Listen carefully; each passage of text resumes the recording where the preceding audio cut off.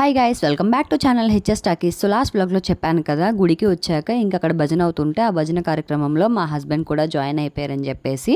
And తరువాత భజన అయిపోయిన తర్వాత ఏంటంటే లింగోద్భవం స్టార్ట్ చేశారు. ఎవరెవరైతే రైస్ పట్టుకొని వచ్చారో చూశారు కదా, ఇక్కడ ప్లేట్స్తో అండ్ బ్యాగ్స్తో రైస్ పట్టుకుని ఎంతమంది వెయిట్ చేస్తున్నారో లింగోద్భవంకి రైస్ వెయ్యాలని చెప్పేసి.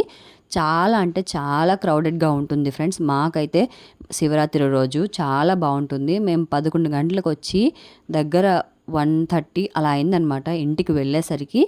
అండ్ ఫస్ట్ వచ్చేసి రైస్ వేయిస్తారు. రైస్ వేసిన తర్వాత ఒక్కొక్కరు వేసిన వాళ్ళు బయటకు వచ్చేసారు.